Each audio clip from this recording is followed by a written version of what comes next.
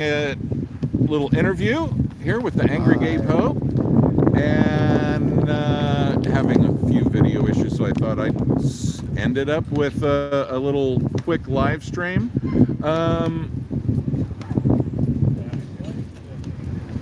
What would you say your biggest moment of pride was with Scientology protesting? Taking that picture of the ultra barrier at Gold Base that got seen all over the world. It's on Wikipedia. That is true, yeah. And it just, you don't even have to know what it is to know that it's dangerous and scary.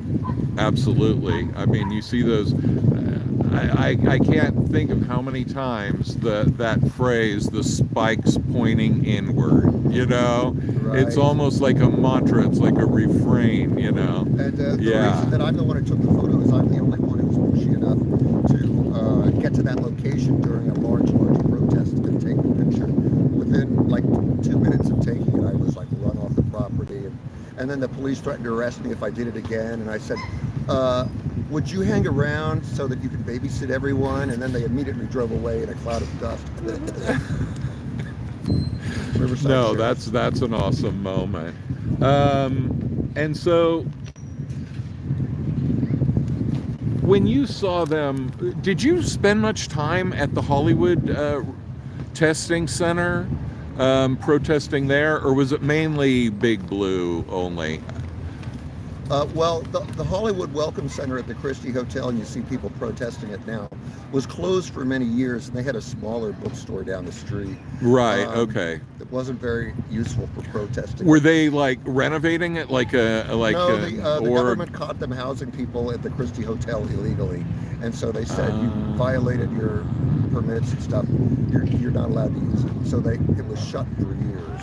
Okay, I see. So, but I protested Big Blue, Hollywood Guarantee Building, yeah, the Welcome Center. Those are the popular places. Right. Other places like the Celebrity Center or Castle-like, you can't really protest them well. No, I mean you basically only see the cars going in and out of the parking lot or whatever. And then there's also little spot places like the Hubbard College when it was open, various ideal orgs, and there might even be submissions. Those kind of places too. Right. Are there any places that you would like to go that you can share with us outside of like Hollywood and No, I'm not talking. No? Okay, cool. But yeah, I just took a road trip, and when they saw me in Fresno, they were definitely surprised. What do they have in Fresno? They have like a mission, and it opened at 3 in the afternoon, and I happened to get there at like 2:45, and so I was filming when the lady got out there, and she came and she practically got a whiplash looking back and forth. You know, she couldn't believe she saw somebody out there filming there in Fresno, because it's a tiny little place, you know. Is it like in a strip mall or something? It's like an office park. So not much walk by traffic. No walk by traffic. That's bad. And the only place that I had actually walked into was San Jose, and they were like they were like whatever, an office park, but the door was like at least 50 yards from the road. And there weren't even sidewalks there. And so I walked in and I said, "Hi, I'm Davey Mismanige with SBTV. I'd like to interview a Scientologist." And that was funny, because there was an old decrepit guy at the desk that didn't even know what I was saying. And then, but San Francisco also, they were very shocked. They obviously had no protesters, so it's really fun showing up at those places. Yeah, when they don't expect it. Yeah, it's great,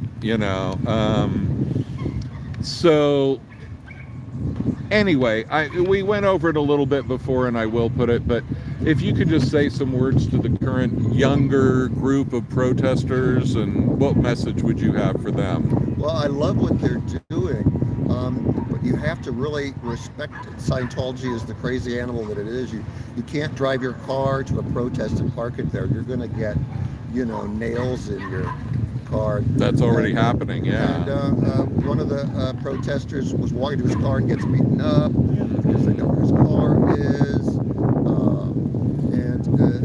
You just can't do certain things that seem like they're unimportant, and yet they're gonna like clobber you. Other things to like watch out for, besides not taking your car. Usually protest with somebody else. Right. And if you're afraid you're going to get arrested over nothing, put your lawyer's name and the medications you're on a piece of paper in your wallet, and the police will let you take that with you when you're arrested. Okay, cool, excellent. But you think it's having an impact? Oh, very, very much. They wouldn't be this crazy about protesters if they weren't extremely interrogated. Right. Okay. Do you have any tips for further interrogation strategies that nobody's thought of? Well, that would be giving them more stuff away. Okay. I don't have any tips. It's very difficult to protest them when they stay inside and they have many fewer members. Absolutely. And so we were talking about that. It's visible to you as a longtime Scientology watcher. It's obvious to you, right, that their numbers are drastically dwindling. Very obvious. People are very sad to be there. Inside, they all look like they want to be somewhere else, or they hate this. So the energy was different before. Yes. What was different? You know, like you say, they're sad now. Like, what kind of stuff did you see then that like no longer exists? Well, some of the Scientologists would laugh at our silly costumes or something like that and find the whole thing comical. No one's laughing today. They're stone-faced or frightened or rolling their eyes, or they just don't want to be there. Probably because a lot of them are from, the third world and had their visas taken away. They're not longtime Scientologists, or their children of those people. Absolutely. Okay, thanks so much. Sure. It's a quick one, you guys, on the live stream. On his channel after he edits it.